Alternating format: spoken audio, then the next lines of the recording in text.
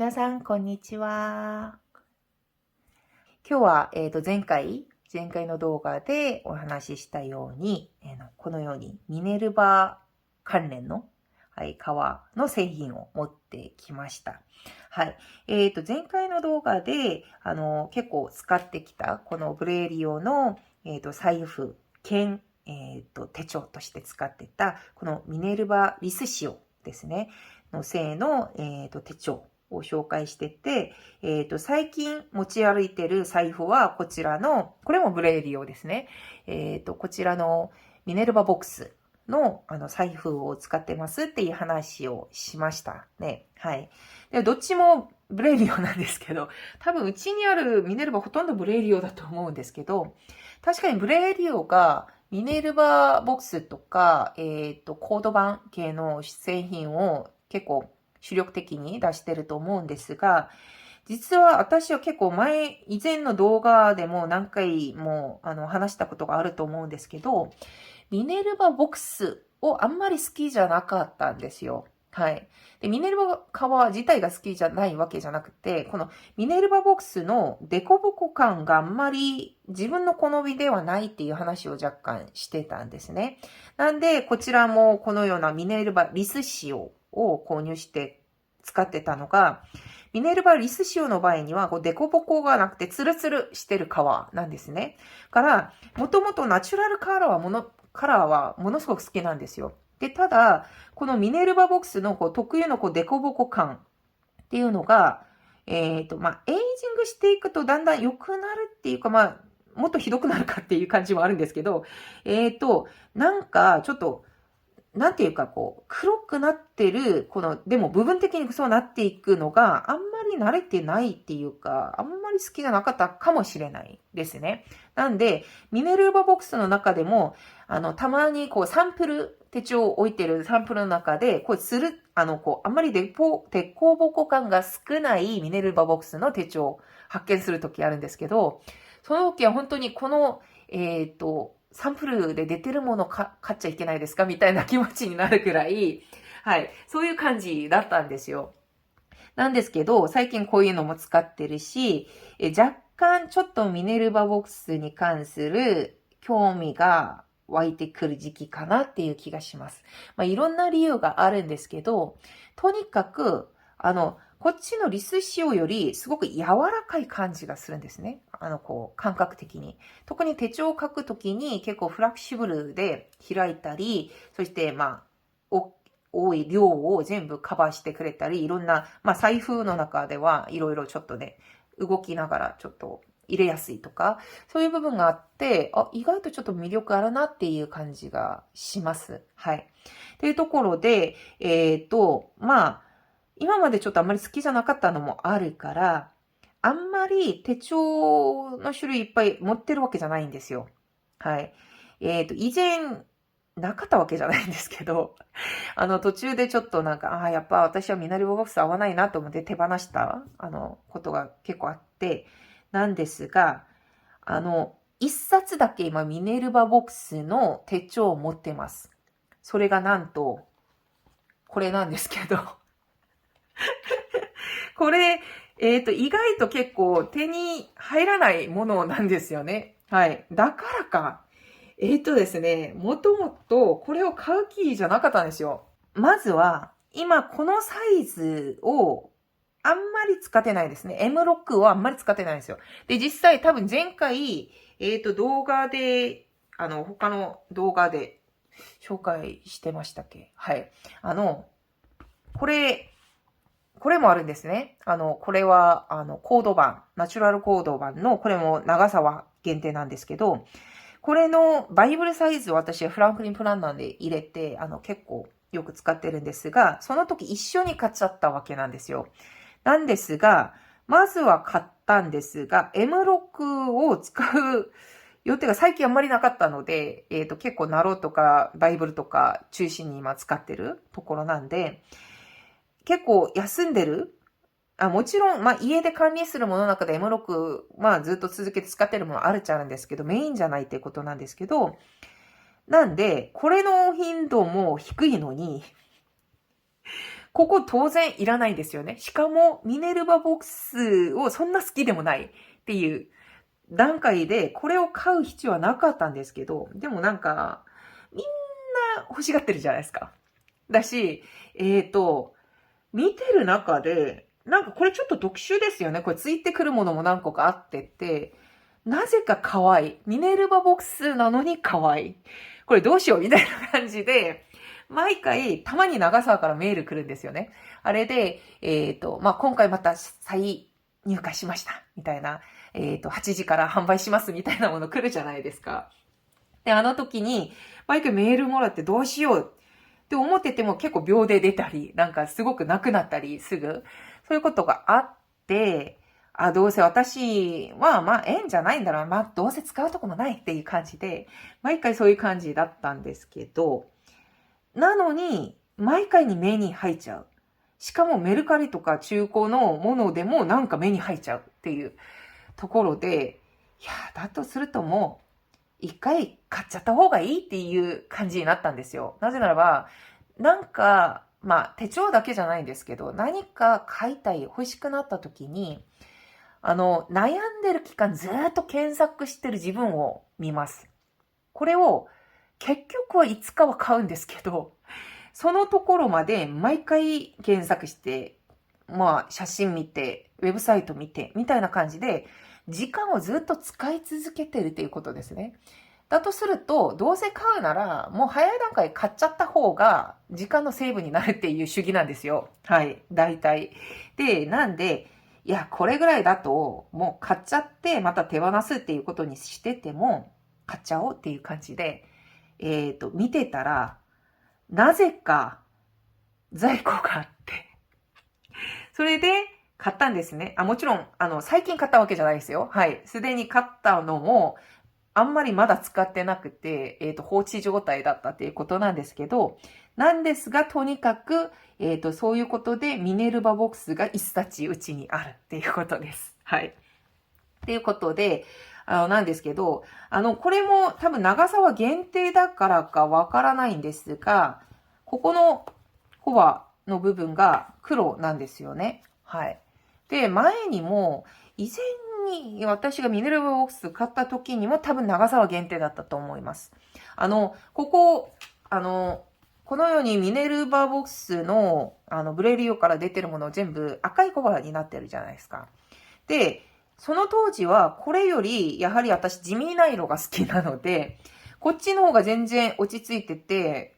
いいと思ってたんですね。だからどっちかというと限定の方が私的には色合いが好きっていう感じだったんですけど、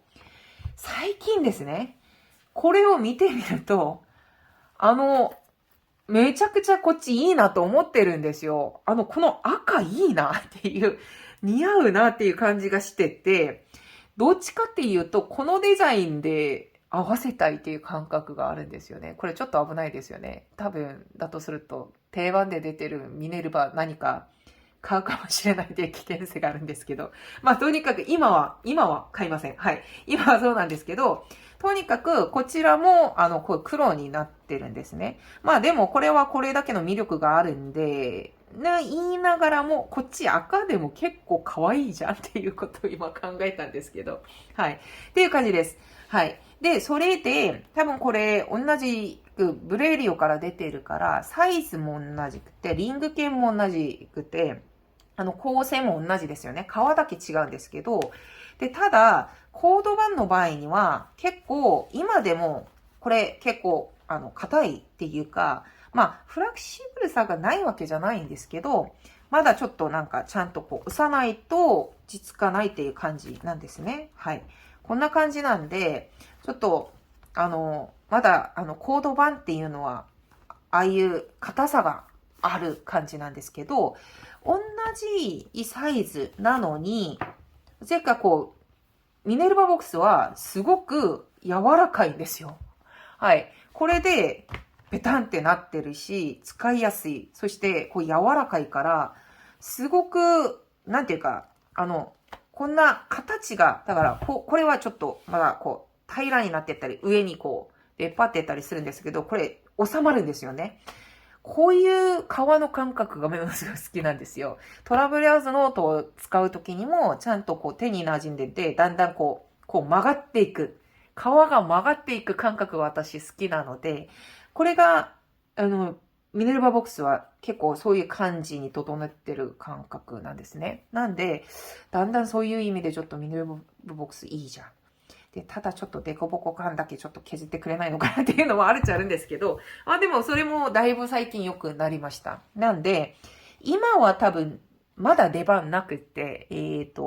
本棚に置いてるだけなんですけど、多分このサイズまたメインに上がってきてたり、ちょっと頻度高くなったり、また私手帳会議まだ終わってないので、そういうところでちょっと M6 サイズの使い道が見つかったら、ちょっとぜひこれは活用してみたいなと思ってるとこです。はい。そして、これなんですけど、これ、このバンドは結構可愛いからずっとなんか欲しかったっていうことはあるんですが、この子ですね。この子多分絶対私使わないなと思いました。でっかいし。手帳として使うときにはあまりにもちょっと場所取りすぎかなっていうあれで、そう思ってたんですけど、私前の動画で、手帳と財布一緒に使う、そういう M5 サイズの手帳いろいろ話してたんですけど、ですね、M6 サイズを財布として使うときに、これいいかもと思いました。思ったより結構広く入るっていう感じですね。しかもこっちに、カード、ポケットもあるし、その前の動画でも撮りながら話したり感じたりしてたものなんですけど、結局、小銭をどう消化するのかがすごく重要で、この場合はでっかいから多分結構、快適にできるんですけど、アシュフォードのものすごく好きなんですけど、ただ、後ろポケット、だからこっちの使い道がちょっとなんか、後でここを使うときに邪魔になってたりする場合があるから、あれだけがちょっと結構不満だったりするんですけど、このように中に入っちゃうと楽なんですよね。はい。ただ、M6 の場合、ここのお金を入れる、紙幣を入れるポケットがある場合があんまりないので、もちろんありますね。ビタリータとかもあるし、ディープシリーズもあるし、いろいろちょっと、こっちの部分がある製品いっぱいあると思うんですけど、例えば海外だとすると、モータムとか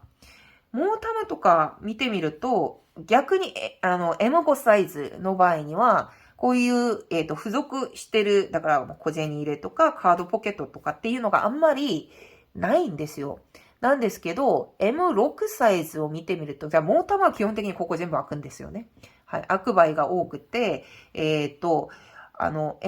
の場合、カードポケットが革製の同じカードポケットとかが結構あったり、付属してる場合もあるし、ああいうのがあって、小銭入れだけが、もちろんこっちにチャックあったりもするんですが、これが不便な場合、これをそういうところに入れてもいいなっていう気がしてて、ちょうどいいねっていう感じがしてて、意外と使えるじゃんという感じですね。だし、小銭入れと、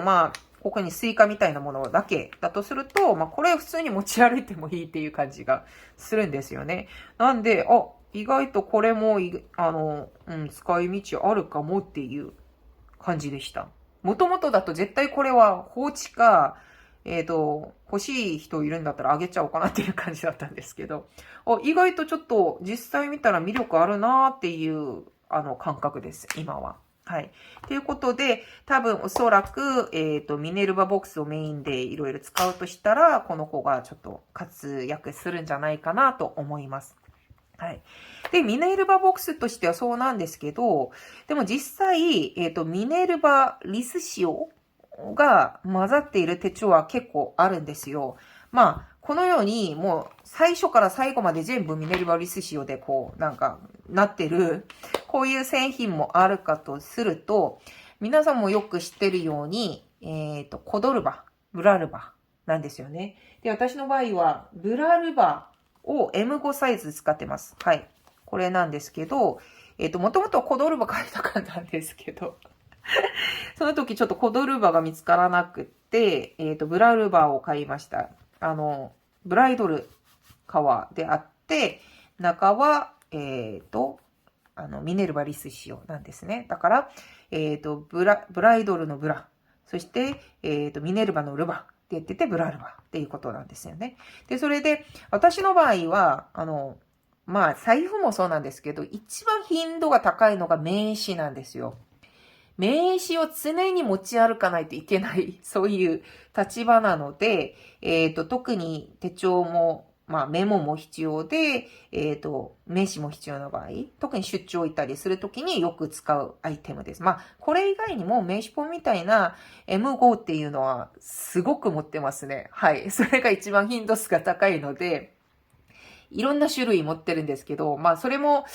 はい、紹介する機会あればいいかなと思います。まあ、いろいろ持ってるんですが、とにかく、フラルバっていうのを使ってます。まあ、エイジング結構こっちも進んでるっていう感じなんですね。とにかくツルツル感が私は好きなので、結構大量入るっていう感じだし、これが結構、いっぱい使ってます。もういろんな傷あったり、まあ、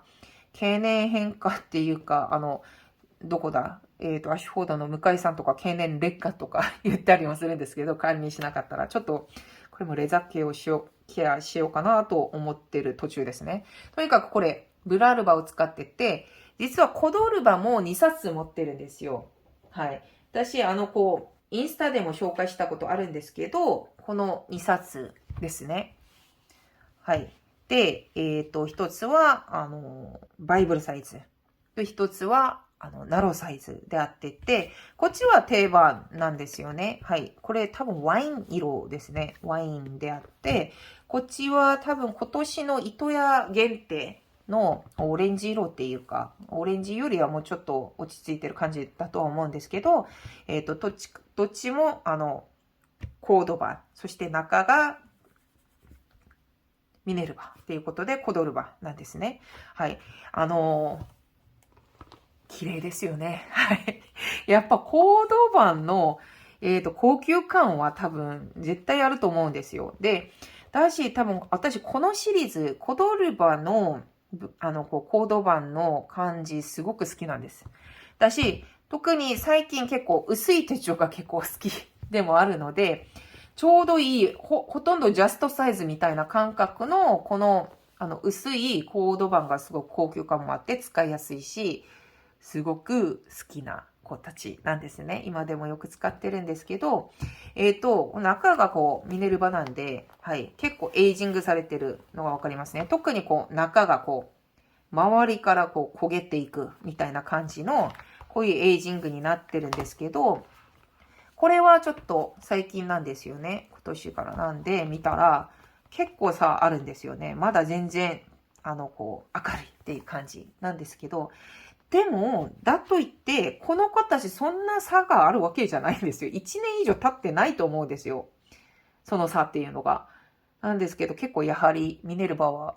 エイジングが早いっていうことなんですね。なんですが、これ比較するとまた全然、はい、っていう感じなんですけど、とにかく、こういう結構意外と、ミネルヴァが入ってる手帳がいっぱいあるっていうことだったんですね。はい。ということで、ミネルヴァリス仕様ですね。リス仕様とボックスっていうのを結構、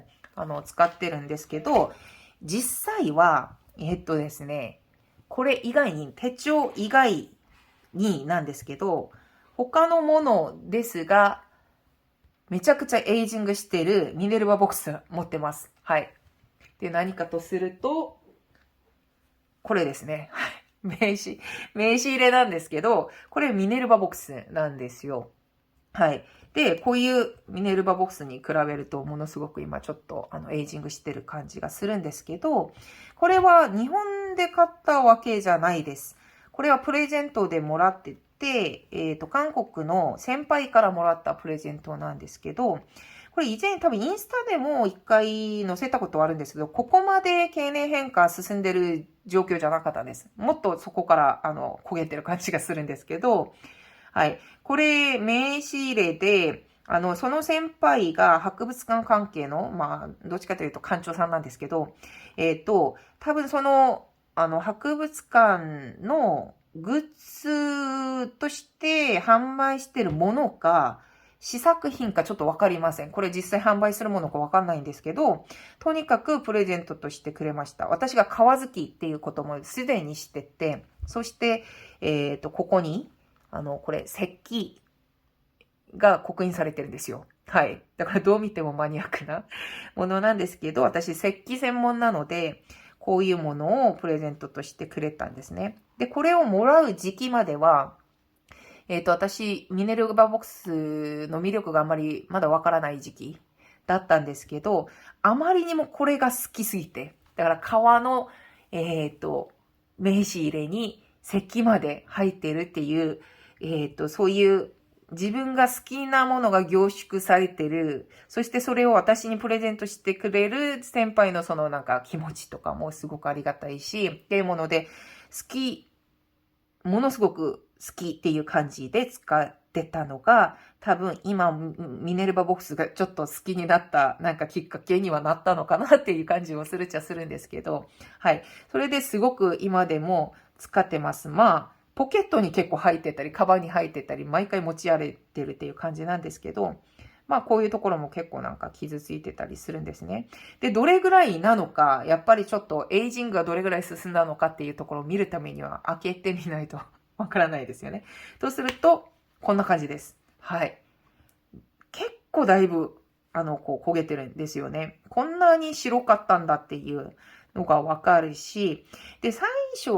昔は多分これが嫌だったかもしれないです。